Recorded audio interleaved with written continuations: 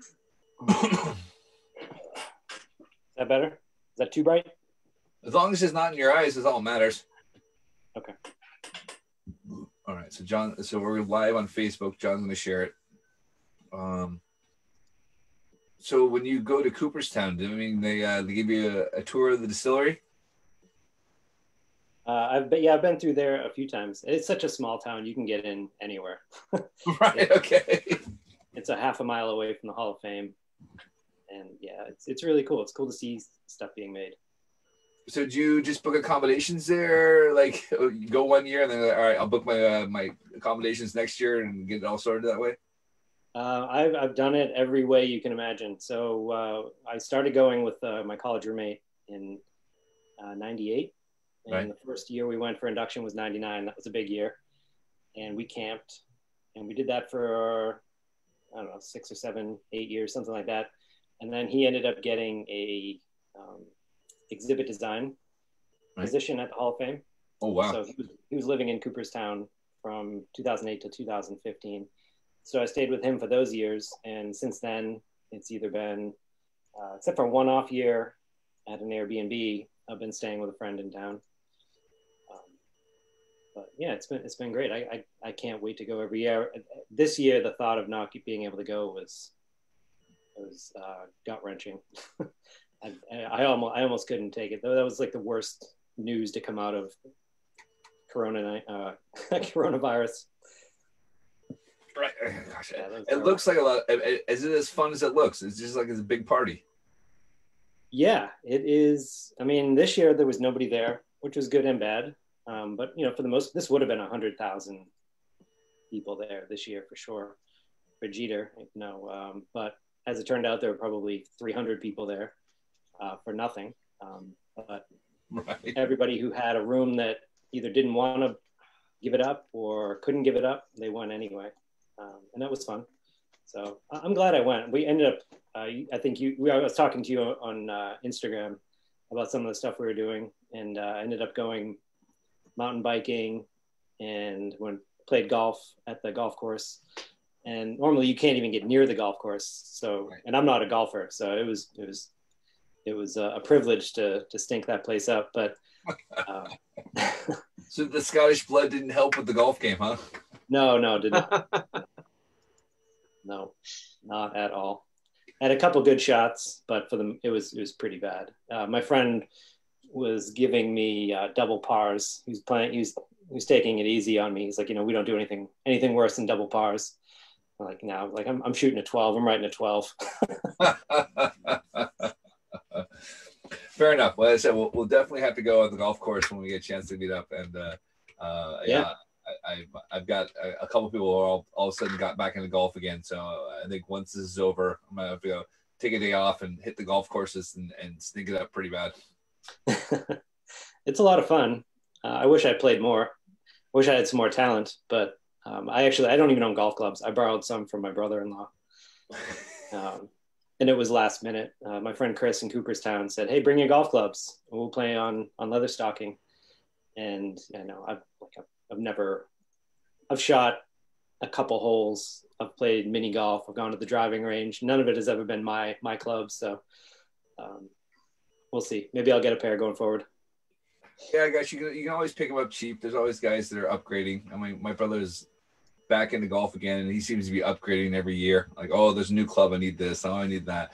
Yeah. And literally, I played golf when I was out here because I was unemployed.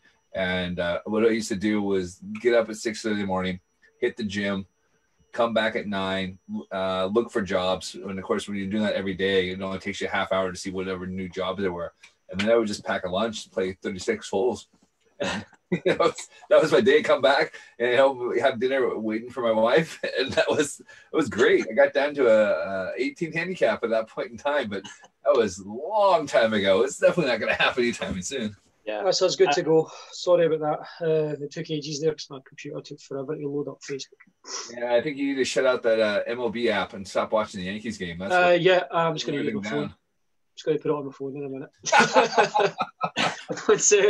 once we get the intro and stuff out of the way. Okay, let's get started. Guys, welcome back for the third and final interview tonight with the excellent William Peebles from Huntington Baseball Co. My name's John McKellar.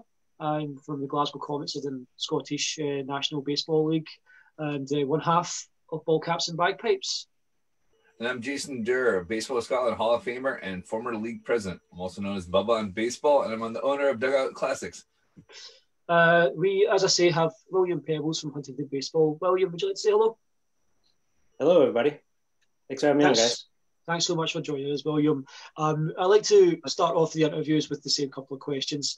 The first one being, tell us about your baseball background. Did you play growing up? If so, to what level? And what positions did you play? I played low level. I played Little League until I was about 14, and that was about it. And I played all the wrong positions. So I was a short kid. I was a little stocky, and I played third base, and I didn't have much of an arm. I should have been playing second base. And I caught. So I had broken thumbs, which I regret now. But yeah, that was about it. I went to a regional high school, and we had a pretty decent team. And our coach was in the local sports media. So there was a lot of interest in the team at the school. So, and pretty good talent, because we had 4 towns in the school I went to. So there was no chance I was making that team. And that was it. Do you follow a particular major league team? Where are you from? I am near Boston, so you can take a guess who I root for. I'd love to make a joke, but your team is playing right now and mine is not. So things are back to the way they should be. No. Did you have any favourite memories growing up as a Red Sox fan then? Is there a particular game that sticks out in your mind? Bearing in mind that I've been living in denial about the 2004 ALCS ever since. So if we could not bother touching that would be appreciated. I was a kid in the 80s. So aside from 86 and a couple playoff years in the later 80s, it really wasn't that exciting. They were a good team, but they weren't a great team. But I would get into Fenway Park through a neighbor friend of mine who knew the radio broadcaster for the Red Sox. So he would get us great seats, and it was always good. We would go in with my family, and Fenway Park was just a great place to go and grow up and watch baseball. So that's pretty much what I did. And then I went to college in Boston in the Fenway neighborhood. So I would go to games all the time. I graduated there in 99. So got to see the All-Star game from Lansdowne Street in 99, watching McGuire hit bombs over the wall. Yeah, it was cool. Did you go to BU then? No, I went to Mass College of Art. So Right, okay. I'm just on the other side of the fence. Just because like the one time, well, no, I've been to Boston twice now, but the one time I was dating a girl who went to BU, and you could see Fenway from her apartment. It was great. Yeah. Except we went in February, so I didn't get to see any games. Yeah, my students, I studied industrial design at Mass College of Art, and I had a studio on the 12th floor of the, on campus, and you could see the Green Monster from where I was sitting. You couldn't see anything on it, but the lights were on and you could see the green wall. So that was good enough. Listened to it on the radio. I listened to a ton of games on the radio as a kid, and still do, actually. It's one of my favorite ways to catch a game. Interesting. Would you say then that you prefer the old style sitting around the radio way of kind of consuming a ball game rather than watching on TV? I almost never watch a game. A few years ago, I would catch every single Red Sox game through the season, and I'd watch every game in the playoffs and the World Series. I would watch pretty much a season, mostly from the Red Sox perspective, but from opening day right through the last pitch of the World Series on TV. But then I had kids, and they want to watch other stuff, and they don't want to watch baseball. So I'm generally working at night too when the games are on, so I don't catch too many games. But I will put it on the radio. That's awesome, man. Like, I like to listen to Yankee games if I'm out and about and the Yankees are playing a day game. It's a much different experience. Like the radio announcers, especially if they're good ones, are very good at kind of painting a picture with words. And it's like listening to an audiobook versus watching a movie. It's just a totally different way of interacting with the game, and it can be a really fulfilling experience. Yeah, it is. So I actually got into baseball from an elderly neighbor who lived down the street when I was a kid. I was not 9, 10 years old, and he ended up moving out of town. He moved to Florida, as they do. But he introduced me to the game like through a bunch of stories from when he was a kid, and he was born in 1917, and he was a bat boy for the Boston Braves in the 20s. So he knew everybody, and right from the late 20s into the 30s. And Babe Ruth kept a house in Massachusetts, and this guy that I knew, he would caddy for him when he would play golf. So just had a ton of stories. And then he was in the Army with, then there's, World War II, he was a colonel in the Army, or I think he might've been the Marines, because he was with, he knew Ted Williams. He didn't serve with him, but, they had a chance to meet a couple times. And Ted Williams being a Red Sox player, he was a local. So there's just tons and tons of those kind of stories when I was a kid. Do you think he pulled rank to go meet Ted Williams? I would. Yeah, I would too. Yeah. Go suit up. But yeah, he introduced me to vintage baseball equipment. I'd never seen anything like that. He actually gave me his first base mitt from when he was a kid that was gifted to him by George Sisler. So, I mean, this thing was ancient.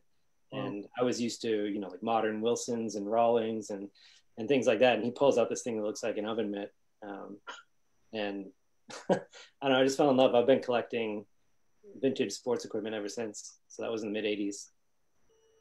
You got anything on hand that you can show us? Oh, I've got tons. Yeah. I mean, not that one. That one's not close by, but this one, this is the oldest one that's close. Whoa. Yeah. Oh my gosh. Harsh, but that looks like a outdoor gardening glove. Just super size. So, well, you're the apparel guy. You'll appreciate this. Let me see if I can get this. Right here is M&N, Philadelphia. You probably can't read it. Yeah. Can you see it? That's Mitchell and Ness. So hold on. That's back when they were a sporting goods company, and this is probably 1920s or so, 1920-ish. Yeah, because I think around that time they started their apparel stuff there. Because I remember reading their backstory about it. I'm gutted that they don't do any baseball stuff out here, but no, I'm working on it. Yeah, yeah. William, they used to make equipment too, so and hats and uniforms and all that stuff. William, have you ever played catch with any of those old 20s gloves? Not generally the 20s, because they're a softer horsehide and they tend to fall apart. Right. But let me grab another one. This one is from the 40s, and these are great. Like this, you could still play with this today. This is almost like a brand new glove. Yeah, I was gonna say, have you restored that, or did you buy that the way it is? Yeah, I mean, I play with this. This is a great glove to play. This is really like a brand new glove. And as far as like older stuff goes, I actually make 19th century gloves. So this is I was going to ask about that, but we might as well jump into it now. So this is a circa 1890 catcher's glove. So a catcher's? That's a catcher's mitt? Yeah, this is what they would catch with. So if you were playing second base or any other position, or even first base, you wouldn't have a glove at all. You'd just be catching barehanded. That's like goalie in hockey without a mask. That's crazy. Yeah. Those guys were hard as hell. Yeah, they sure were. So let me pull out a picture for you. So John, there's a whole vintage baseball league movement, and they play like 1880s rules, and they dress like it too. It's awesome. John's not on Instagram, so he doesn't see where I am like, oh man, these guys show up and play a game, and like they use like chalk to keep the score on there. It's really cool. So this is you see that? Yep. Yeah. Yeah. See that pinky that's all busted? Yeah. That's what pretty much every catcher's hand looked like, and that's why they started wearing gloves. Jeez. That dumbfounds me, Jason. What kind of speed would you expect a pitcher to be throwing back in like those days? I mean, granted, we're probably not talking 100 miles an hour, but like, are we talking maybe 80? Yeah, I'd probably say so. You're still talking about the 80s and stuff like that. Yeah. There. Yeah. Guys would just be catching it with either no glove or those little. That's insane. Yeah. If you maybe you can catch one. Maybe you can catch a vintage game online. I don't know if anybody broadcasts that, or maybe there's something on YouTube. But if you watch a cross infield throw from third base or second base to first base, they're coming in hot. So somebody's standing down the first baseline and you're trying to throw that guy out. You're throwing as hard as you can, and the first baseman's catching it barehanded.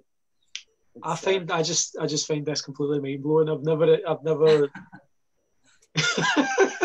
John just started to play first base this season, so he's just learning how to catch the ball. So yeah, I've spent most of my 7 years as a corner outfielder, but I've transitioned to first base this year. I can't imagine catching one of Albert's throws, Jason, from short without a glove. It's just insane. My mind's just been absolutely blown. Sorry, it's just like. Think of it as cricket. You'd still catch the ball and still cradle it, but you're not going to catch it like you would normally do with a normal glove. You do just change the way you catch it. Yeah, you have to absorb it more than. I guess that's fair. Yeah, and you make the bats for the vintage baseball as well too. I do. I've got a few on the wall in front of me. We have. I focus mainly on the unusual styles and beautiful styles. So the 19th century and early 20th century, there's a lot of experimentation. Right. And I'll grab a couple, but like I said, really we got time in the world. We can stay up as late as you want to stay up. I mean, my bedtime was 2 hours ago. Good. As long as I'm not ruining you for the next person, that's fine. I have whiskey here in front of me too, So usually the last interview of the night, we usually, we say it's gonna be like 45 minutes to an hour. Lately, they've been an hour and a half. So as long we're good to go, as long as you're good to go. Yeah, it works for me. We can do that. I got enough whiskey here to last that long. Like I said, I got a whole bottle. Like I literally just cracked this thing open, so I'm good to go. So but if I nod off, I want to tell my wife, all right, she can wake me up in the morning here. Well, if you tell me I don't have to feel bad about keeping you up all night, then I'll keep you up all night for sure. All right, let's do it. All right, so this is I think this is 1906. This is a Napoleon Lajoie style bat. Mm-hmm. So he kind of pioneered, or maybe not pioneered, but he made famous this open grip. So you would hold the bat with your hands spread apart. Mm-hmm. And there's 3 different versions of this bat. This one I think is the most attractive looking. There was another one where there were 2 knobs that were closer together. Right. And then there's a third one where the second knob is up a lot higher. So you'd hold it more up here. And you just kind of punch the ball and place it wherever you want. So, you're not looking at home runs with a bat like this. You're just looking to get it over someone's head or out of their reach. It's only like a step away from a bunt, really, isn't it? Yeah, pretty much. And I actually do have a bat that's called a bunting bat. Oh, right. I can't wait to see this.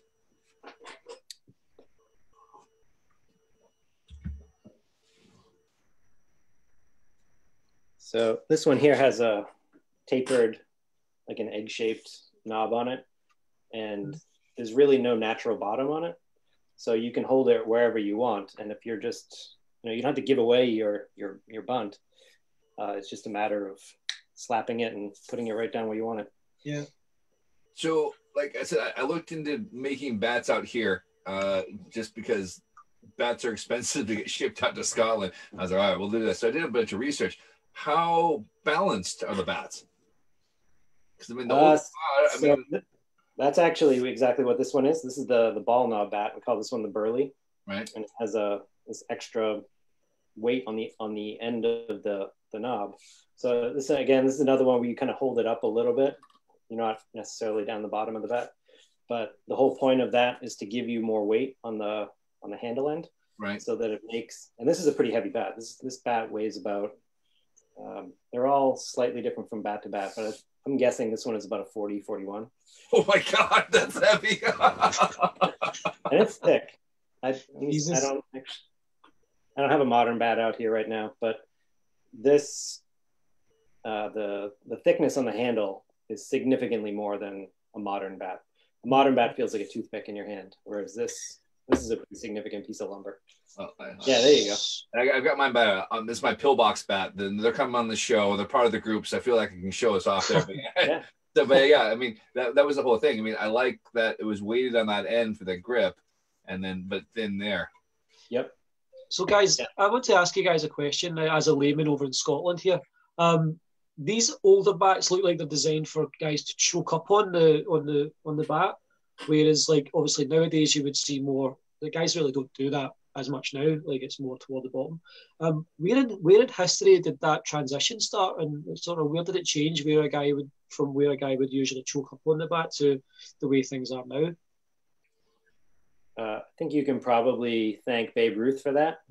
So it's the Babe, right? Pretty much putting an end to it, because he made a spectacle of home runs. You know, he was going to a game to watch Babe Ruth. You were hoping that he would hit a home run. Whereas, you know, you don't want to see Babe Ruth go hit a single. You don't want to go see him slap one over the first baseman's mitt. You want to and leg out a single. That's not going to happen. That's not fun. I mean, it was funny. Watching him waddle around is probably quite funny, but he was known for his long ball. I would say, I take it back. If I could see him try to leg one out down the line, I would tune in for that. So obviously, I was gonna say, you make the bats. Do you ever take them to the cages to test them out and just see what kind of reaction you get from people? No, I've actually never played with any of these, but I've been to a lot of vintage games where the bats are being used, and so that's my hitting has not improved in my 40s. so don't feel bad. We had Heavy J, Jason Schwartz, said he went 0 for 2 years before he got like hit by a pitch to get on base. So Nice. So the level is pretty low, the amount of artists and makers we've had on there. So don't worry about it. Yeah, I was probably the only artist in art school who had any interest in sports. So it's kind of a miracle that I made it this far, continuing with this love of the game in this profession, because it's not common, for sure. Nobody knows how to play in the arts. That's true. Guys, before we go any further, I've got a couple of comments here from Graham Nelson, a good friend of the Ball Caps and Bagpipes podcast. A couple of them are to you, William, and the other one is a funny comment. I'll start with that one. It says, geez, 2 whiskies and Jason will be done.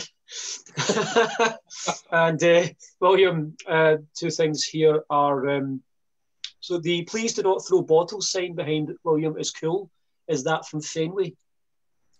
No, that is from the South Side grounds in Chicago. That predates Comiskey by about 8 years, I think. I think it was 1906. There is one. So if you look right here, that says no pepper, and that was in Fenway Park. Wow. Looking at that on the wall. What does no pepper mean? Does it literally just mean we don't pick pepper out here? So I'll let you take that one. Pepper is just not a game we would chance over here in Scotland. So so is it like an American equivalent of a no ball game sign then? So he's getting this stuff. So basically with pepper, you line up with like 3 or 4 guys. You have a batter up there, and you would throw the balls there. And the object is to, all right, William, show it off. You gotta speak so you can show it off. Okay, sorry. Gotcha. So this is the no pepper sign, and this was stenciled on the wall at Fenway Park or on the infield. Oh, cool. And this is in pretty much every ballpark in the land, from little league fields and town fields to the major leagues. It was absolutely everywhere. And so it's kind of a fast-paced game where you throw a ball into a circle and you hit it from one guy with a bat will hit it into a circle of guys with gloves, and the objective is to not let the ball hit the ground. So it's really fast-paced. You're throwing it, he's hitting it, someone's catching it, throwing it, hitting it, and if it hits the ground, then you get to start over. But what it does is it tears up the infield and it tears up the grass, and it creates dead spots. So the groundskeepers hate the game. Everybody loves to watch it because it's fast-paced and fun to watch, but groundskeepers hate it because it destroys the grass. So brilliant. We tried doing pepper out here, and it's just lost on people because we just get by people. So it's why we just don't do that here. I've got a couple more comments here. There's actually a few more here, so I'll just read these out just now. That 19th century mitt looks like a cricket wicket-keeper's glove a little bit. Nick Clark says, glad to see you guys are online. But shame about the Yankees gear. Nick, come on. Graham says, Nick Clark would have us playing Pepper before training back in the day. Nick says, good shout about no pepper in Scotland. We'd kill somebody. And Stephen Loudon has just asked Nick if he's watching the Blue Jays. So, yeah. So the Yankees are, at the moment, ahead 2-0 over the Indians. So suck it, Nick.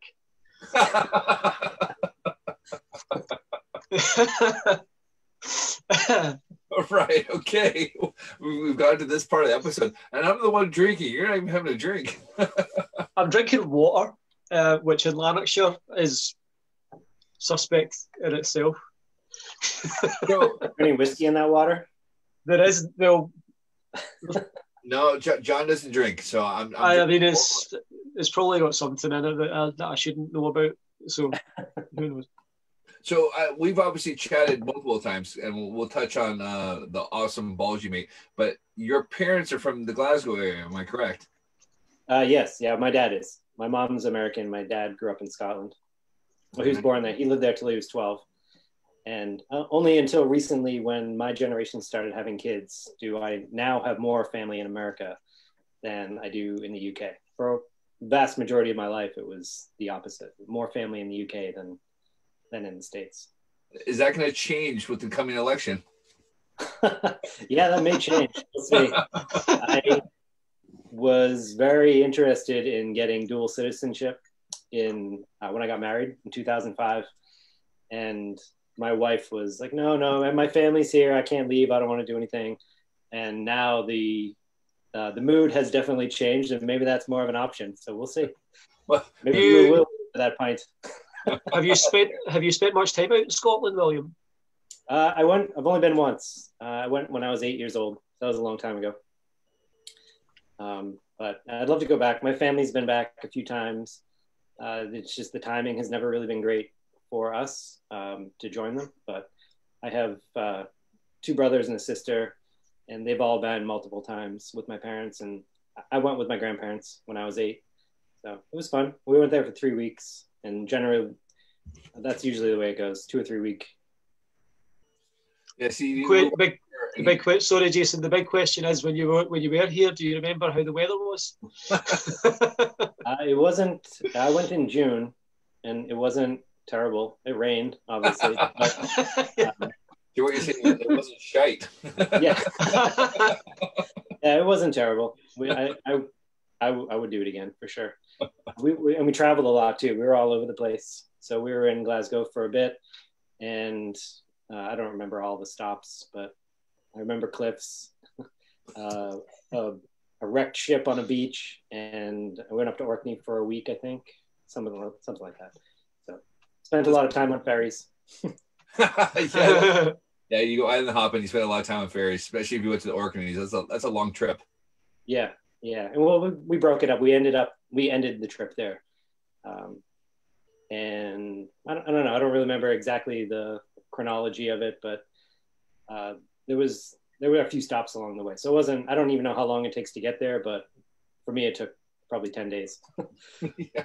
Various stops. Just so you know, John, when we started the Baseball Scotland Ball Project, I did send William some goodies from back home. I believe there was some Aero bars and some not Kinder Bueno. There was some dairy milk. No, what's dairy milk? No, it was Flake. Flake, that's what it was.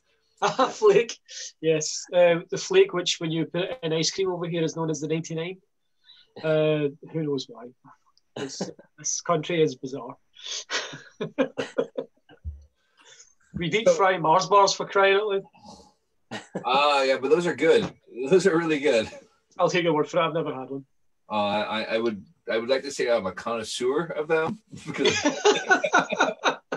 Your waistline will thank you, I'm sure, one day. But, you know, it's cholesterol level. It's one of those things when everyone from back home comes over and you're like, all right, what do you got to do? I said, all right, you got to try haggis.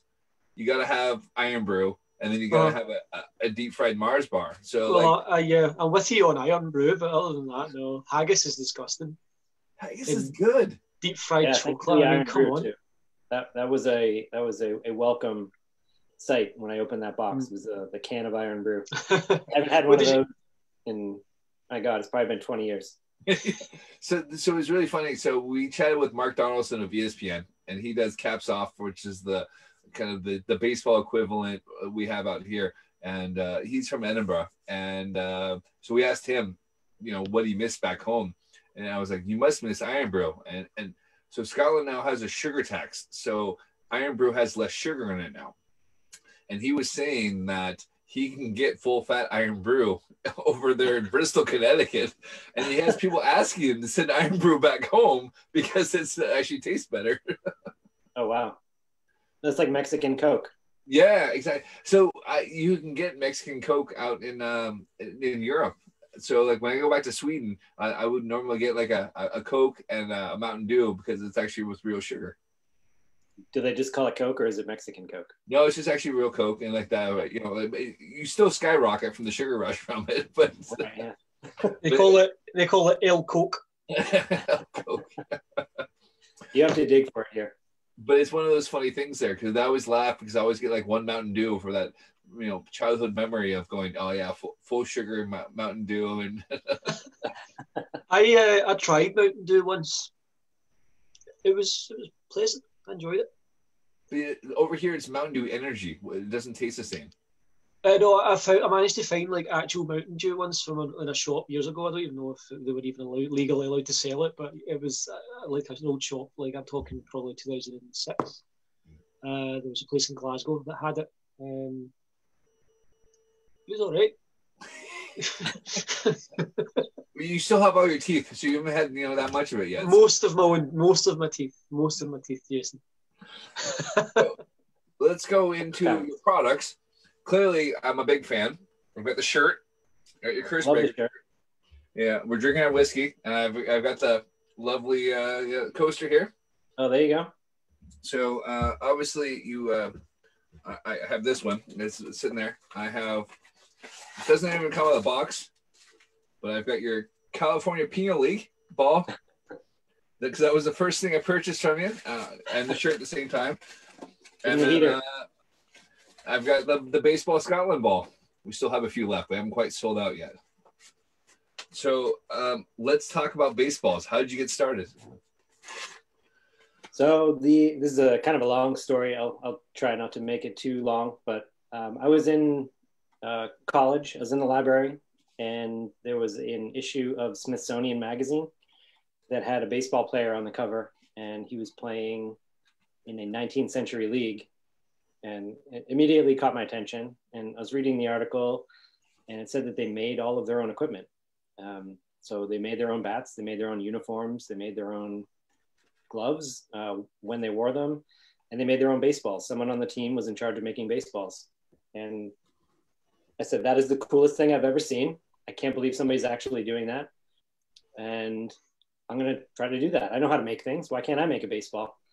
And at the time I was working at Reebok. So I had some experience making patterns for soft goods. And I knew how to make things, make flat things into round things. So I said, I'm going to give this a try, and it can't be that hard. And it turned out to be one of the most miserable experiences I've ever put myself through. It was terrible. It didn't work. It looked horrible. It wasn't even round. And it just ate at me for about 10 years. And so my friend Dan, who worked at the Hall of Fame, the exhibit designer, he kept telling me, because every year we would go to Cooperstown and we talk about baseball, and this whole idea of, we're going to redesign the Hall of Fame. We're going to make it, we're just we're walking in the door as dreamers. And it was, we're going to create this thing. And, for us, it was like, as a team, we're going to redesign the Hall of Fame. He ended up being part of the actual redesign of the Hall of Fame. And he kept, pushing me, you need to do that baseball thing. You need to, you need to do it. You need to figure it out. You need to make one. You need to sell them. Just do it as a side hustle type thing. And the timing was never good. And then in 2008, the timing became really good when the market collapsed and everything evaporated. So I had nothing but time, and I had a 6-week-old daughter. So I had this young person I had to take care of. I couldn't leave the house to get a job because she was too young to drop at daycare. And I had nothing holding me back. So I just said, all right, I'm going to do this. So I set out and made an actual pattern that was based on math, not just based on what I perceived a baseball cover to look like. And I just through trial and error, I just kept making cover after cover after cover and putting them together. And I mean, it was basically a year of failures, just, doing it in spare time and creating other things on the side. And, I'd put it down and I'd come back to it and just, as time allowed. And eventually I got to a point where everything lined up and everything looked good and the ball was round and it was attractive and people didn't look at it like it was a joke and that I was wasting my time. And then when somebody said, can you make one for me? Then that's when it became like a real thing. Before I was just making them for myself. And then it became, I'll make it for my friends and then they'll show it to somebody and then I'll make it for their friends. And it just kind of grew organically from, making things for myself to making things for people I know, to making things for people I don't know, to making things for people that everybody knows. And it's been a fun trip. 12 years in the making, but here we are. So you were a stay-at-home dad for a while and doing the baseballs on the side. Yeah, I mean, I haven't left my house to go to work in 14 years. So, no, 12 years. So yeah, I've basically been a stay-at-home dad ever since I've had kids. But I have a workshop at my house. So when I need to get away from the house and those responsibilities, and now things are chaotic with the whole COVID situation and everybody working from home. My wife works from home. My kids are going to school at home. Everything is chaotic, but everything is home-based, and I don't know. I just make it work. I don't sleep a lot, but it works. Like I said, I can completely relate. I'm 10 years behind you. I'm only 2.5 years in, so I can totally understand where all of a sudden everyone's at home and you're like, but this is my space. You're invading my space. There's a lot to be said for a space away from the house, to have this is my workspace and this is my home space and this is my family space. Like, to have these defined areas and defined times is great. Like, to have that kind of structure is wonderful. And I'd love to be able to return to that. But at the moment, the way everything has worked out, being at home has been the biggest blessing. To be able to, to be able to watch my kids grow up is great. To have this business that I can just roll out of bed, check my email 10 feet away, go over, make something, pack it up, and I don't even have to leave I haven't even left my driveway yet. So it's been great. I don't think those days are going to last forever, but we'll see. We'll see how the world looks in a year. 100% agree. I mean, that's everything is said. It's from my perspective, it was like, great. So I can be a stay-at-home parent. I can run my shop from the store, and I have my man cave, or the toilet, and and that's exactly it. And I find a lot of my parents' generation are like, so you're a stay-at-home parent and you're running your shop. I was like, yeah, but I got to watch my kids. So I think it was different with our parents' generation. We're like, we have TV now. We can put you in front of there in your 4 channels. Yeah. Put that on and get on with things. I don't know how the situation is in the UK, but to put my kids in daycare or, preschool, things like that, stuff outside of the house when they were young, that was more than my mortgage, like easily more than my mortgage. So it just makes sense to, give the kids the outside time and place that they need, where they can go, do your preschool, do all that stuff, do your activities. I'm going to be at home. I'll pick you up when it's over, and then I'll come back and I'll work when I can. And it's kind of a mess. It's chaotic, but I don't know. You make the best of it. Yeah, you absolutely just make it work. Yeah. It just works. So Edinburgh is one of the most expensive places for daycare. It was almost twice our mortgage. I mean, it was just ridiculous there. So We did it with our first child, and then with the second child, we just went, no, let's just quit your job. You're working for, God, the equivalent of like $200 a month to put them in there. And I was like, what's the point? It wasn't a job I didn't hate. And it was like, cool, let's just do that, you know, and you can totally make it happen. So props to you for doing it. You're kind of one of the people that actually have done it. I'm still kind of just catching up now. Yeah, it's been fun. I would have conversations with my grandmother when I'd bring the kids over there to visit. And, you know, I'd be 5 or 6 years into the business at that point. And, you know, she'd see me with the kids. My wife is at an office job. And, you know, she'd say, oh, don't worry, you'll get a job someday. I'm like, I'm doing pretty well, actually. And I'm happy, and, you know, and things are going great. But I'm making baseballs. I mean, my grandmother didn't know anything about baseballs or baseball, but or sports, or she knew a lot about pop culture from TV. But like, I make baseballs for people that you know. Right. You don't know that I do it, but that's what I'm doing. So. No, it's really cool. So you started with baseballs, and when did you start branching out? So I actually started out making gloves. That was the primary focus. So I would go to the Hall of Fame, and I'd go dig through their archives. And I mean, I had great access. The people there are fantastic in the research department, and the curators and the archivists. I mean, they're all just amazing people. And to have a friend in the building who could say, you know, hey, you know, you come stay with me for 2 nights, and you'll be, you know, working in the research library, you know, taking pictures and measurements, and got to a point where I was making, like, the things that I was making, I'd bring back and I'd compare and contrast, like, you know, all right, I need to fix this because this detail is not correct, so or it's not the right size, or it doesn't fit right, or whatever. But just be able to take this, you know, A and B, and, you know, here's my product next to an original, and, you know, put them next to each other and say, do they look right? That was you know, a pretty amazing experience. But yeah, so it started with gloves. I thought that's what I was going to be doing, and it was really just more for me and my friends. Like, I wanted to make a 19th century glove, because you can't, if you're lucky enough to find one, you have to have, you know, it's a 5-figure purchase at least. It's a $10,000 glove. And it's potentially a $25,000 glove. So that's out of my range. But, you know, I have hand skills. I can make things, and I can cut things. And so that's what I did. I'm gonna make one, and I'm gonna use it, and I'm gonna do, you know, whatever. I'm gonna play with it. And if somebody wants to buy it, that'd be cool too. But once I started selling or making baseballs to go with, so actually, once this whole venture had a name, which was, you know, over a beer at a restaurant, a local restaurant. It's a small chain near us called the BBC, British Beer Company. And they serve warm beer and goldfish.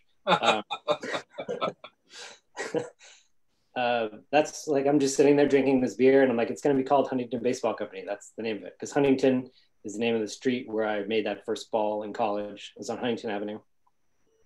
And it just, I don't know, it sounded like a real thing. Like, this is what it's going to be. And once I gave it a name, you know, I started making gloves and putting the name on the gloves. And then, like, I can't be a baseball company without making baseballs. So I have to figure this out. I have to make this work. So I made it work. And then once they started selling, like, there's no turning back now. So, all right, now I have gloves, and now I have baseballs. What else am I going to do? And now I'm, you know, I have to add bats. There's no way I can't play baseball without bats.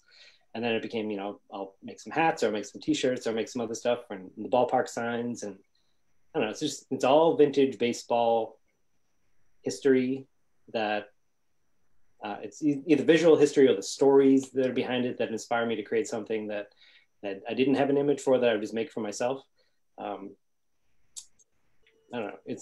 I don't know. There's so much inspiration in the old game and the stories that I can't put it down. Like, it's the book that you can never stop reading. No, absolutely. I 100% agree. I mean, when you start digging those, you know, deep dives and those kind of stuff, and you hear the stories about what they played with. I mean, John was just like, there's no way they played catch with that glove, you know. It's amazing to see how the game's evolved. And me and John have had this discussion many times about how we find the modern game boring. And it was really interesting talking to Jason Schwartz of Heavy J. I don't know if you know Heavy J. Only from Instagram. Right, yeah, kind of same thing. Where we all know each other from Instagram. Yeah. And he was talking about how, say, like the Negro League was probably the most entertaining league there was, and probably still is. And so, you know, when you start doing these deep dive into things and you learn so much, it's just amazing. I mean, I just can't get enough of it. Yeah, yeah. I mean, it's as far as the Negro Leagues go, that was one of the broad umbrella stories that I would listen to as a kid, like, or I'd read about, and like, you know, it was mostly from nicknames. Like, I mean, you can't beat Negro League nicknames. Are the greatest names. You know, I mean, there are probably 1,000 lefties in the league, but you know, Cool Papa, like, how do you beat Cool Papa? Or Double Duty, the coolest characters in the game. And I don't know. So it's probably a good time to bust out the ball that I'm making for the campaign. But that's all right. That's what we're gonna ask you next. Here we go. Here's proof that I make them, because I wasn't able to finish this before we went live. But yeah, so this is it's a vegetable tanned, a little bright, sorry. It's a vegetable tan leather that has the Negro League markings on it, and it's basically their 100-year mark that I pulled apart to make it fit and work on a baseball. But it's their colors, so it's got the red ink, and there's a light blue and a navy blue for the thread, and it's much prettier than this harsh light would suggest. You shared the photo on social media, so they have a view. Yeah. Yeah, there you go. You can find it, and it'll be out there. It'll be out there soon. So I actually reversed course on this ball late in the game. It was going to be. This is a finished version of what I thought it was going to be, right? But it's blind embossed, so there's no ink. Right. Okay. Yeah. Very nice. And this is nice too, but it just doesn't pop as much. The red ink, and it doesn't. So I like that having the red ink in there pulls the entire logo together from their official mark. So that's why I pulled it. That's why I added that. So the seams on the Negro League ball that you put together, would that be historically accurate? Obviously, Major League Baseball, you're looking at red seams. Would that be the accurate color that a Negro League game would use? No. So the ball that I'm making for this campaign, and I hope that it lives well beyond the campaign. It's based more on the mark and the colors in the mark. So right, official Negro League baseballs from day one until 1956 or 57, whenever it folded, they had red seams. So right, it was basically a modern baseball in appearances. There was, I mean, aside from saying Negro Leagues on it, it didn't really have any defining characteristics that would, you know, separated from, like, say, an American League ball, which had you know, red and blue stitching, or National League had red and black, or Federal League, which was orange and teal. So they were just red across the board in black ink. Federal League was orange and teal. Yeah. I'll be honest, like, they only lasted 3 years? So 2 years? Yeah, 2 years as a major league, and there was one preceded by a kind of like an outlaw league. They were not really minor league, but they weren't recognized as a major league. Right. Okay. So I'm gonna have to look that up later, because I don't think I knew that. That's really cool. They never played, so they never got to participate in a World Series because they were, you know, sued from day one. And so it was American and National League. They never got a chance to add a playoff or a World Series, or, I mean, there was no playoffs, but they never got to participate in any postseason play because Major League Baseball didn't want them to exist. Yeah, of course. I mean, I have a Chicago Whales shirt from Chi-Town Clothing, and then I have a Whales hat from Ebbets Field. So with everything going on, I've not had a chance to go research it more, but I think it's fascinating that league existed for 2-3 years, and there's so much stuff behind it. Yeah, and they were pulling major league talent away from American and National League teams, and they had some really, really big stars, and that they lured away. They paid them really well, and if they didn't get into financial trouble with Major League Baseball trying to sink them, they would have been a competitive, and they probably would have been a champion from the Federal League, you know, in the not too distant future, but they never got that chance. So we've talked about it before. So with the minor leagues, and they're obviously getting rid of a few of them, do you think another minor league might pop up? Maybe an independent league? I don't know. It's hard to imagine that these players are just going to go away. I don't know why Major League Baseball would want them to go away. I don't know. It does not make any sense to me. I can understand the financial burden of having a lost season and no fans and being on the hook for paying players in a league that maybe is never going to develop, or maybe these guys never go up or whatever. But I can understand, like, from a business standpoint, of why you wouldn't want to pay players who aren't making you money. Yeah. But that's the future of your game. I don't know. It doesn't make any sense to fold or to contract any of these leagues and teams. I don't know. It doesn't make any sense to me. We've chatted about this through the months and stuff like that there. And we happen to have Chris Brown, and he's one of the artists involved in the project. And he was a 35th round draft pick. And he still survived in the minors for 8-9 years, I believe. And we're absolutely gutted because he was such a good chat, but we didn't get to ask his opinion on it there. I mean, he's the guy that would have never been drafted and would never have a shot. And he lasted, 8 years minimum, Right. It's just crazy to think we would go, okay, we're taking 5 rounds and we're going to cut down minor leagues in half or 2/3. I mean, you're going to need guys somewhere. We're kind of saying, me and John have been talking about this, we're saying that someone's going to pop up with some sort of independent ball and go, right, we're going to have an independent league and compete with that. Well, there's always going to be those guys who are like, the Mike Piazzas who, they're drafted in the 198th round. At the favors of your godfather. He's just, he just started playing baseball the day before, and now he's a Hall of Famer.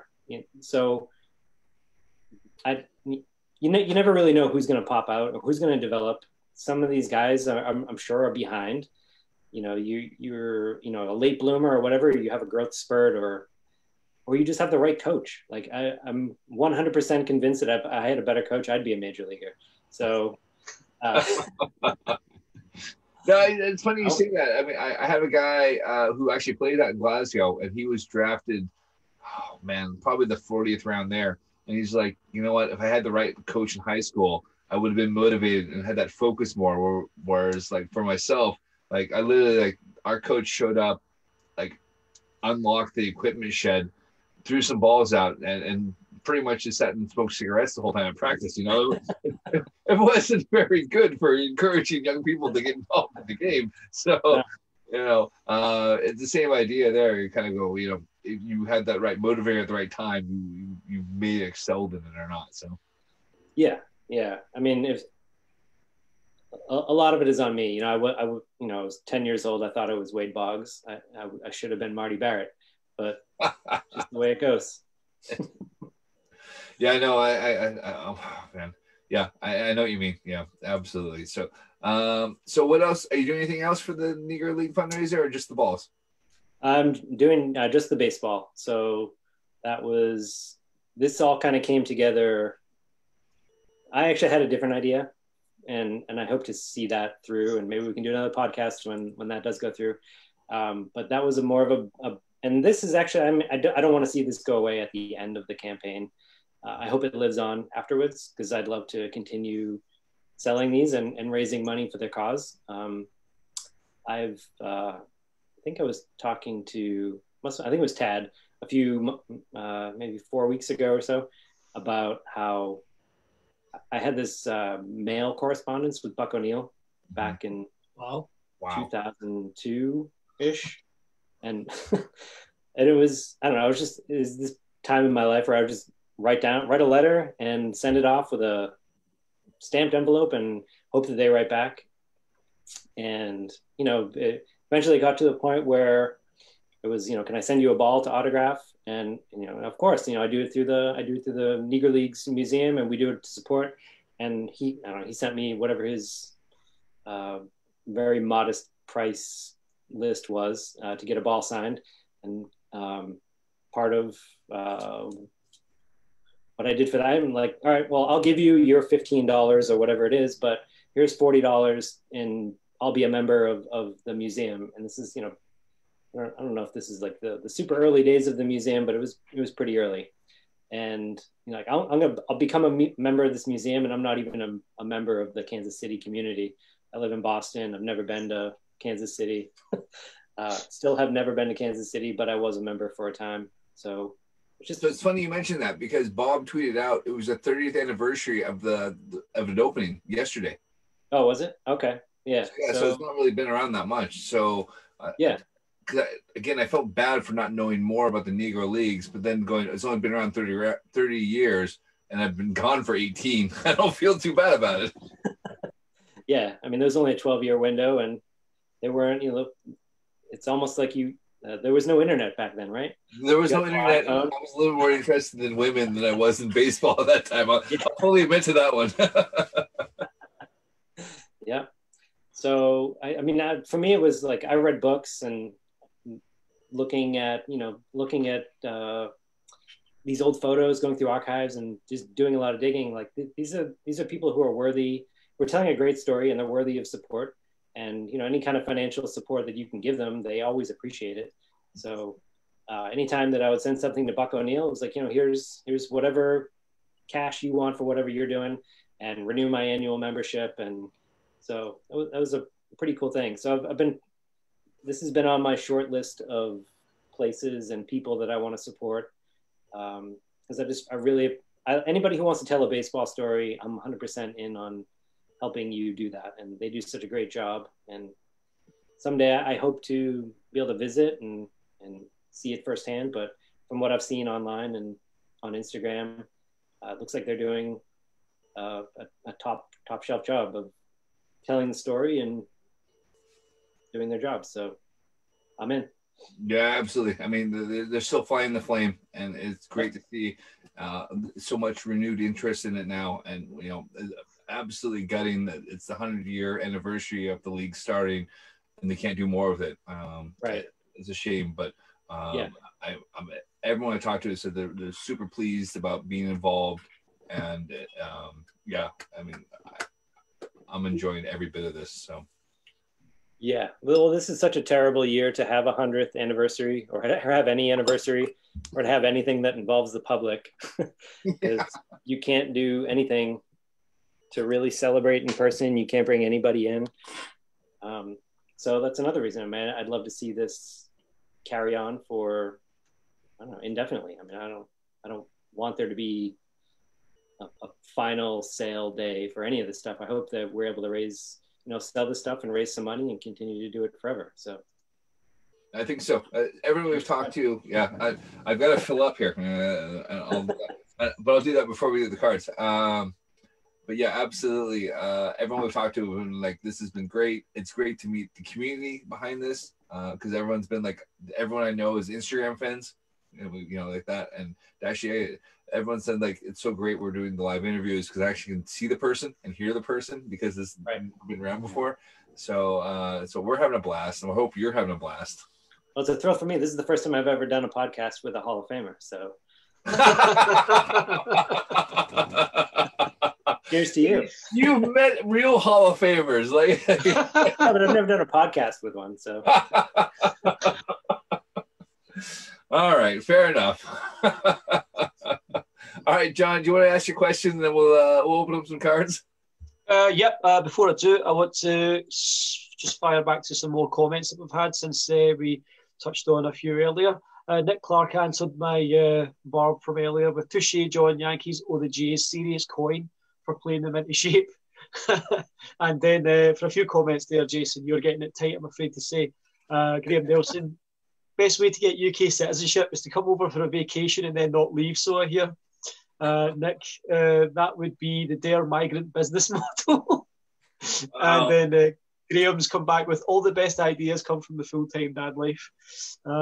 So Greg Garfinkel has asked William, love those signs on your walls, and he's asking for the stories behind some more of them. So obviously we touched on the no pepper and please do not throw bottle signs, but do you have any more stories that you can share about any of those other signs you've got behind you? Yeah, let me pull one up. I went through a phase where I made a bunch of these, and so this one here, this is no betting allowed on the grounds. Yeah, no betting allowed on the grounds. So this one kind of ironically came out of Chicago as well. Right. And okay. This is this predates the Black Sox scandal by about 10 years, Right. Possibly more. But it's kind of hard to pinpoint an actual date. But they would have that in massive lettering around the outfield wall. So basically, and around the infield wall as well. So the entire outfield, instead of having advertisements, it would just say no betting allowed on the grounds in massive letters. So a lot of mob influence in Chicago at that time. Yeah. And then this one So is to go back to the no betting, would that be, yeah. Would that, I mean, I'm over here in the UK and I don't really know much about the history of betting in sports in the United States. Would that be specifically for the players, or would that be for everyone in the stadium? Would that include the fans? It would have been primarily on the spectators. So when you have, if you can influence the game, right, anyway, okay. Which is why Pete Rose is such a, it's such a no-no, and why he's never going to be allowed back in. Yeah, is because he had a power position on the team and on the field to be able to influence, even just being able to, like, when do you bring in your closer, or how do you, how are you going to face this batter, or things like that. To be able to make those calls, you can easily influence the way, a game is scored, and, whether it's, you win by 2 runs or you lose by 1 run, it's fairly easy to do. So there was a lot of concern about how, keeping the integrity of the game. You want to see honest play, and if there's money being thrown around to the players or to anybody else, that, anyone who can influence the game in any way through money is, you don't want to have that taking place. So that was a warning to, everybody in the ballpark, including the players, but primarily the fans. And nobody paid any attention to it, obviously. It was just there. You see a lot of that in the way things are going on right now too. But, there's a lot of signs and broadcasts saying, don't do this, because it's not good, and people do it anyway. So this one's kind of wordy, but I really like this one. It says no true lover of baseball. The guilt trip. Yeah, exactly. Yeah, it's the wordier version of do not throw bottles. Yeah, it's not gonna fly in Glasgow. Let them fly. And so the other one, so that's it for screen prints. But I also made a few that are up on the wall here that were fan signs, and these are from a while ago. But the very first World Series ever was Boston against the Pirates. Wow. And the Red Sox rooting club was called the Rooters, and they were led by the Royal Rooters, yeah.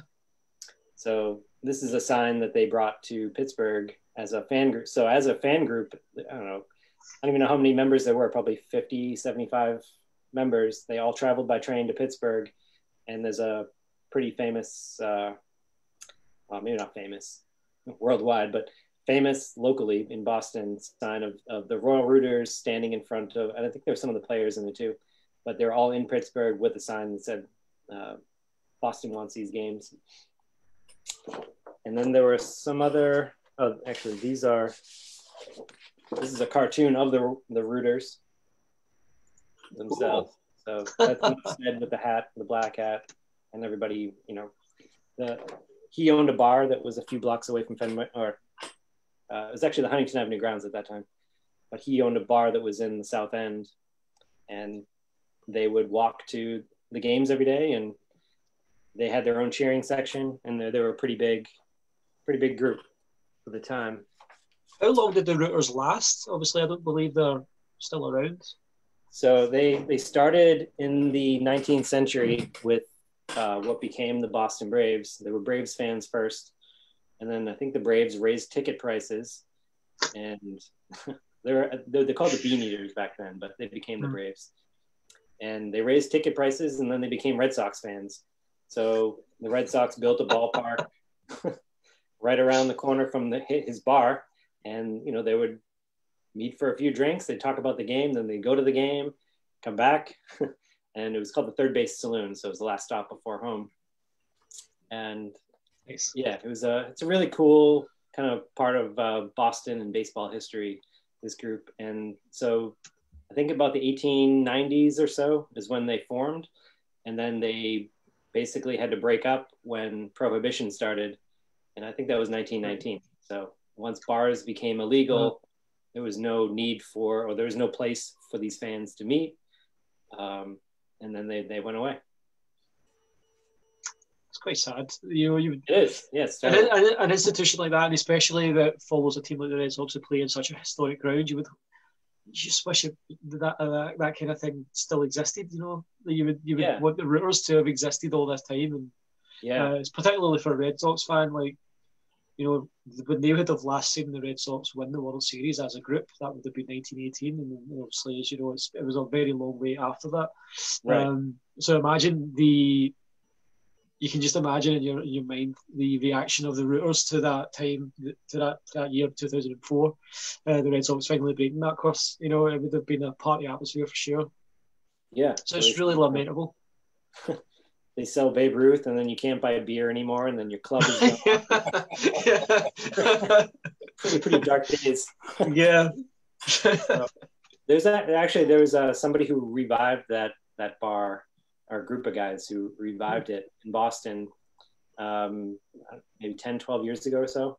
And it actually just closed recently because of COVID, because nobody's going, can't go to bars. So they can't pay their rent, and now they're gone. So it's one of, countless baseball bars around the country that have closed because nobody's allowed in the doors. Yeah, because the famous one in New York, it was McSorley's. Is that what it is? Yeah. I've never been there, but I know all about it. Yeah, no, they had a bunch of memorabilia, so I was kind of gutted that I spent all of 10 hours in New York, so it's not exactly the same, But it was one of the places like I've heard of, and I want to go visit it, because eventually a group of guys that we all go hang out with, we were talking about going for someone's 50th birthday and doing a week-long trip where we spent half the day in Boston and then the other half in New York and catch as many games as possible. So yeah, and someone from New York will probably throw a bottle at me right now, but I don't know if this is if that was the Red Sox bar, but there is a Red Sox bar in New York that I'm sure has closed as well. But Red Sox bar in enemy territory. That's not going to go down very well. That's like imagine having like a Celtic bar. And like Govan right beside Ibrox. It's just not something that could happen in Glasgow. No, it wouldn't happen.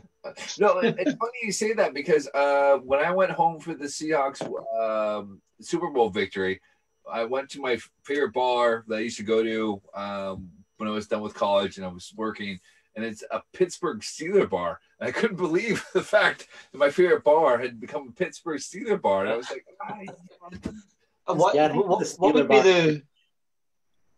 would be the history behind that? Is it just the guy that owns it just happens to be a Steeler, or? That's exactly what it is. Yeah, that was, because I was like, we Googled it to get reservations, because I was like, well, if I'm flying back home for like 3 days, I literally was home for 3 days, and it had that in that, and I was like, it's a Steelers bar. What is this is my favorite place to go, because they had darts and pool and Trivial Pursuit. If you got the Trivial Pursuit question, awesome. Actually, there you got like your beer for $1. It was great. But so, did the Steelers predate the Seahawks as like the favorite team in Seattle, or is there any particular reason that would be? A new owner took it over, but I mean, gosh, like I was gone for 10 years at this point. Right.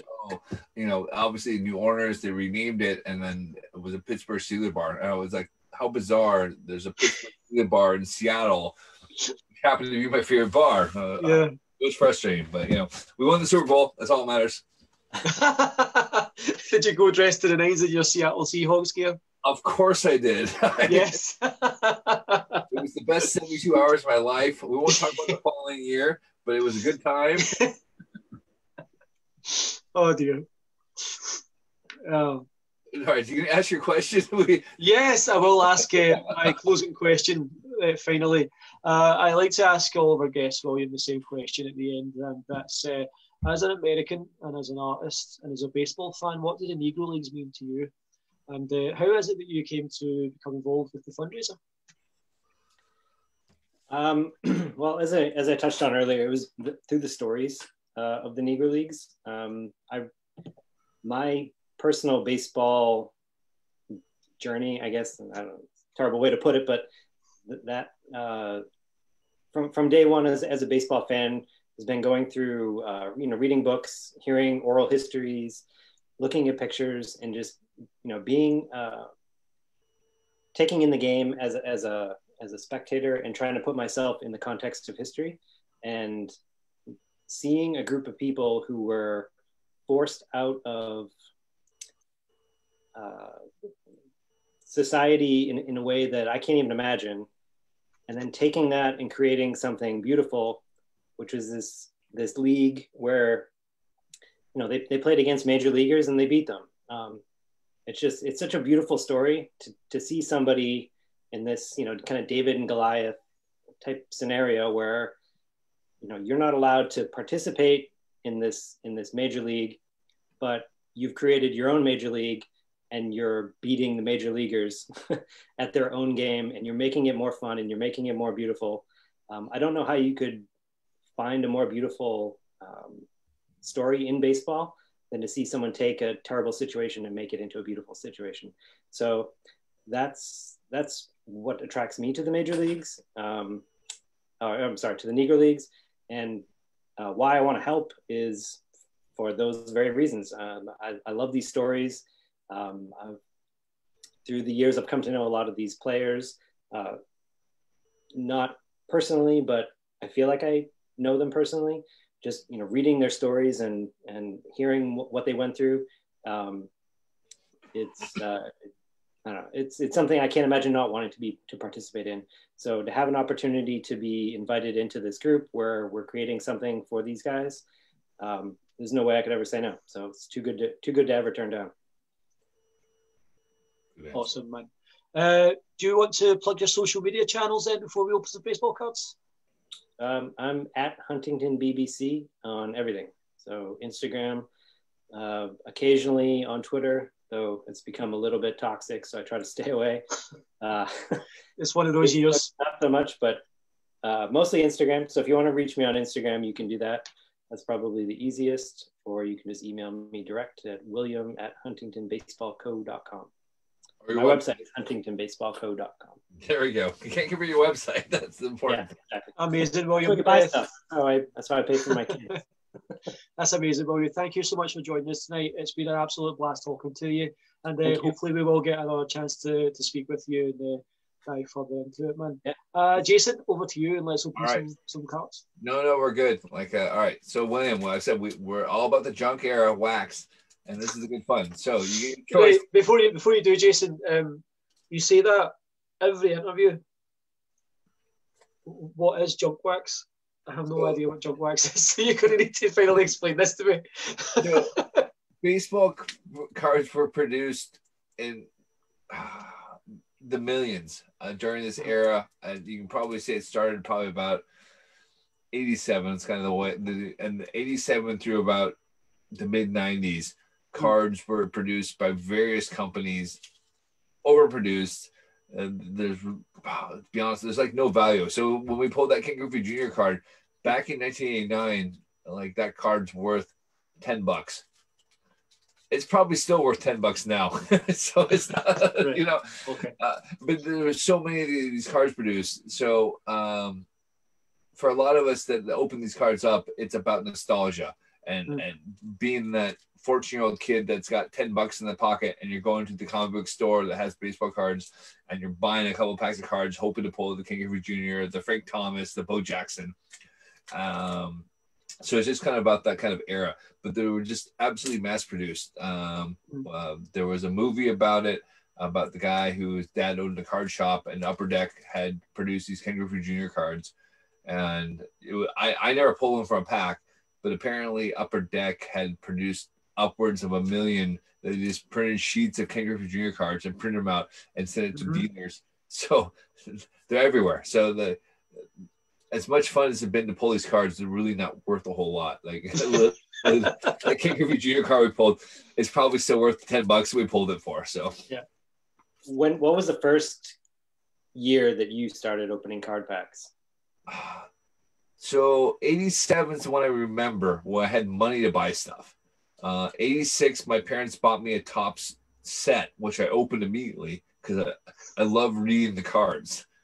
But I have cards from like 83 where I would have bought cards at 7-Eleven and bought a couple packs here and there, but that was it. But 87 was the year I would consider myself a collector.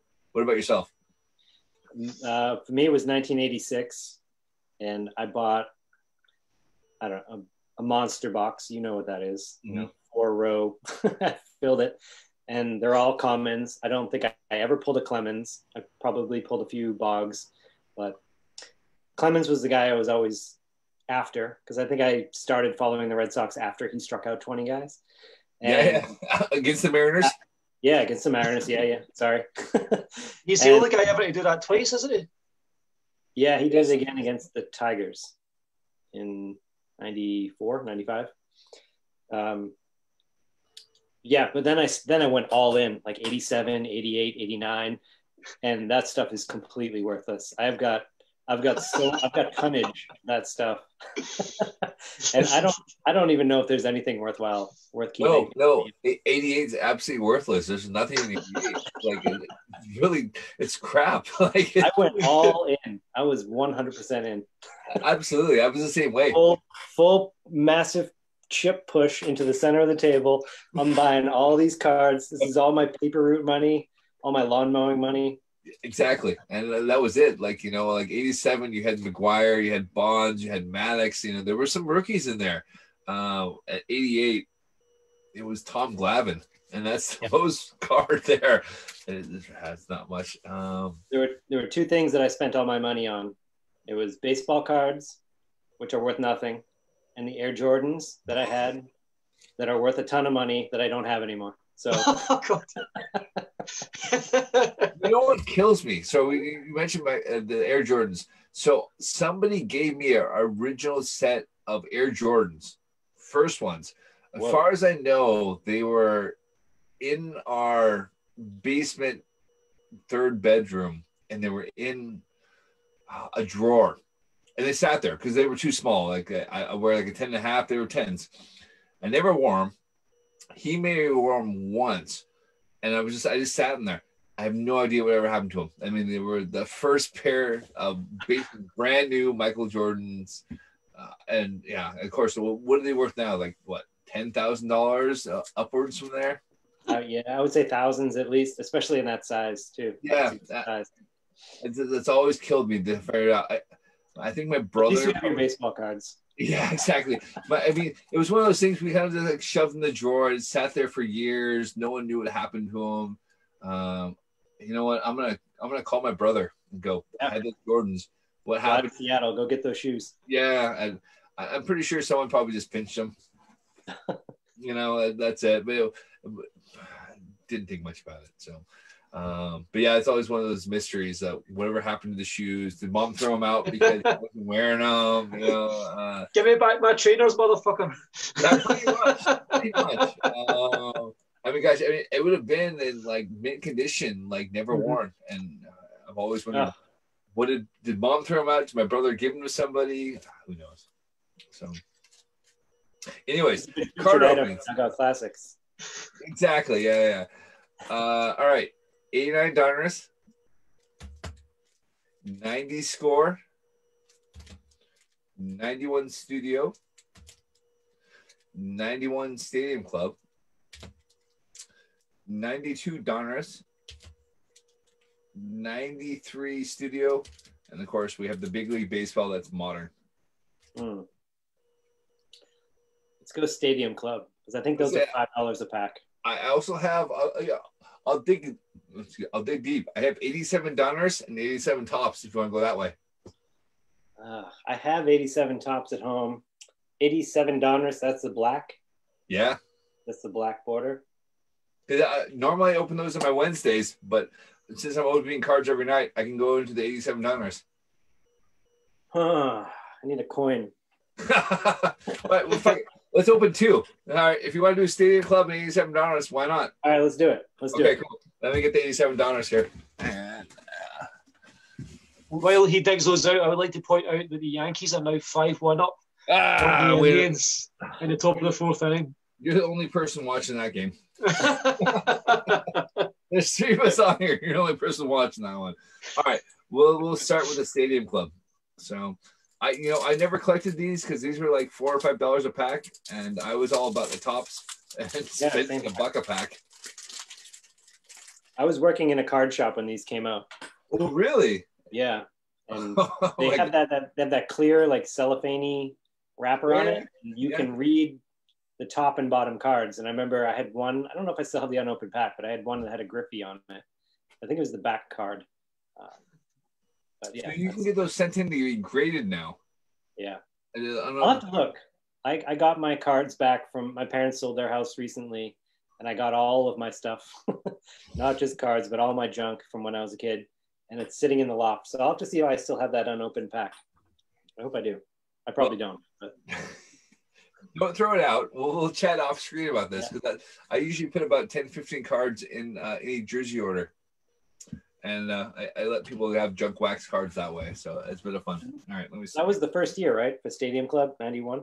Yes, it was. Oh, gosh. All right. Yeah. All right. They all stuck together? Well, no, actually it's not. Although, man, I got my 2001 Bowman, which has the Ichiro and Alvaro Pujols rookie, and it was bricked. I literally had to put it in the freezer, which I forgot about for 24 hours. Pulled them all out, and it still ruined the cards, but nothing valuable yet. So, all right, we'll start off with Lance Blankenship. Yeah, exactly. That look says I don't remember that guy at all. Bill Spires. Yeah, we're hurting. Although I have to say, with the Stadium Club, I do like the fact you get the rookie card in the back. That was cool. Yeah. Glossy front and back too. Craig Wilson. Nope. Yeah. I remember this guy, Candy Molinaro. Who's that? Candy Molinaro. Oh yeah. Just because the name. That's about it. Yep. Chris Hoyles. We're struggling here. Like, he's not even got a mustache. Like, we're really struggling for anything good. I mean, yeah, John's had to sit there about 20 of these already, and he's like, at least the guy had a cool mustache. And these guys don't have a cool mustache. Mitch Webster. No. Yeah. Get to the All-Stars. Yeah, checklist. There's probably some good names on the checklist at least. I think look. Is Ken Griffey Jr. on that checklist? Tim Hollett? we're really struggling. He looks terrified. Rhymes with mullet. All right. So we have pulled a rookie card here. Any guesses? Technically, he played for the Red Sox in the minor leagues. Jeff Bagwell. It is. It's Jeff Bagwell. Yes. Oh, all right. I think it's the only card that has any value in this whole set. Is the Jeff Bagwell rookie. Nice. Back when he was skinny. Oh man. Do you think he did steroids? Do I think? Yeah. I mean, I didn't see him do them, so I can't say definitively, but amazing. Yeah, it's one of those things, it's never been proven, not been said. You never know. Allegedly, yeah. That's like, is Kurt Cobain dead? Well, I didn't kill him personally, but All right, John's gonna like this one. Luis Gonzalez. Oh yeah, there we go. 2001. I think it's a rookie card, John. No, it's not a rookie card, but should I put my Diamondbacks hat back on? That card, I guarantee you, will be my birthday present for this bastard this year. Now that you said that, I'm gonna put it. As soon as you get Heavy J's card, I'm gonna send that with that there. No problem. All right, Chuck Knobloch. That's actually a cool looking card. Yankee, championship winning Yankee. Not bad. Yeah, we very much appreciated him in Boston. Couldn't make the throw to first base for a while. No. got the yips pretty bad.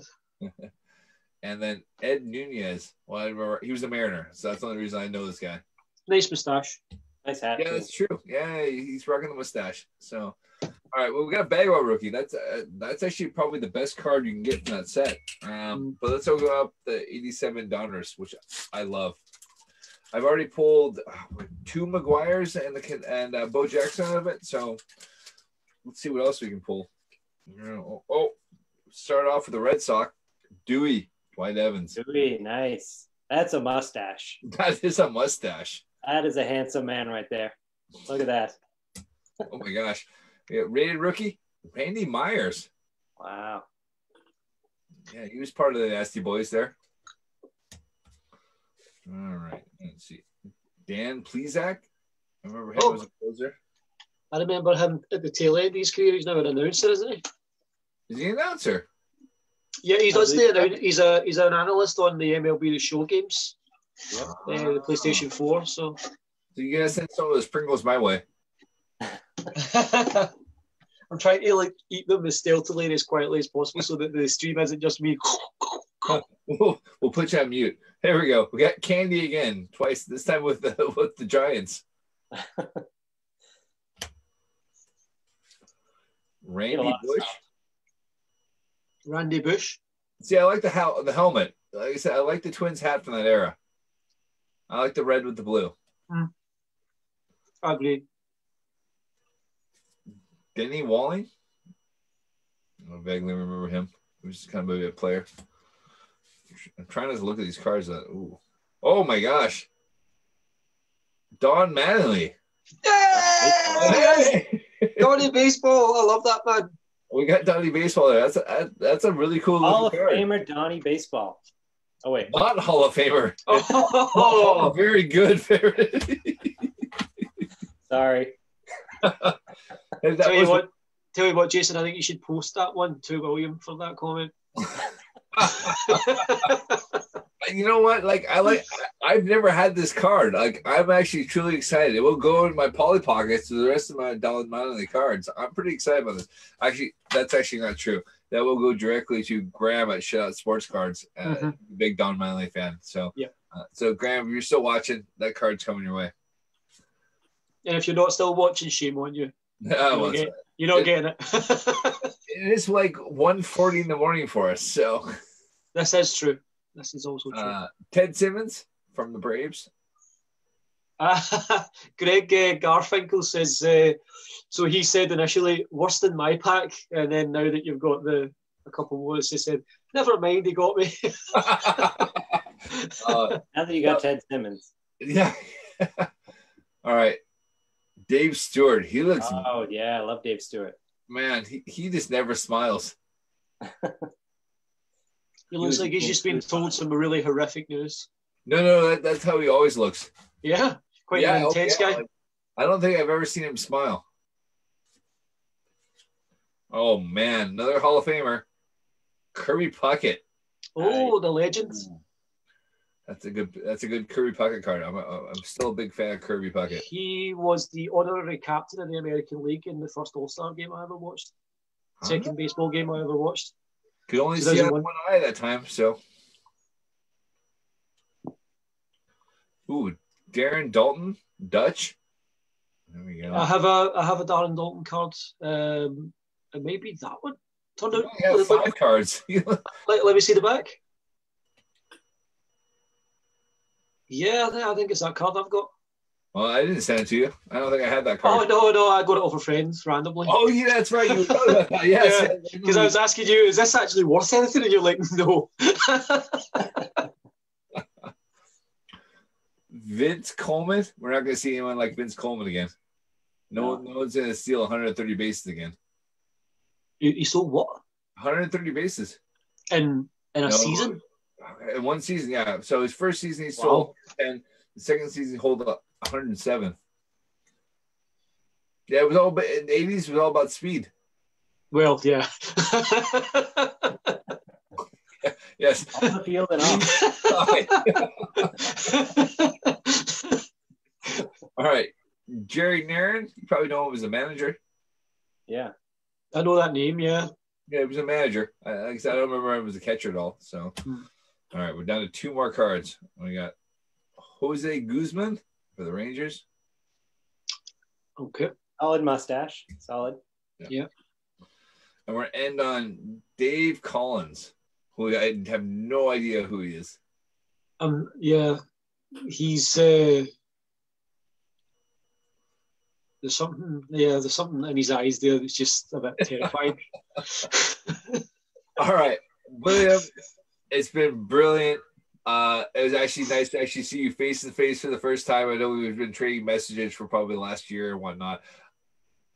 Thank you for coming on. It's been an absolute blast. Thank you, lads. It's my pleasure. Absolute pleasure. Plunge to you. Cheers. Salute. Thanks so much, William, and hopefully we get a chance to do this again and catch up. Thank you, John. Thank you, Jason. My pleasure. Thank you. Good night. Night.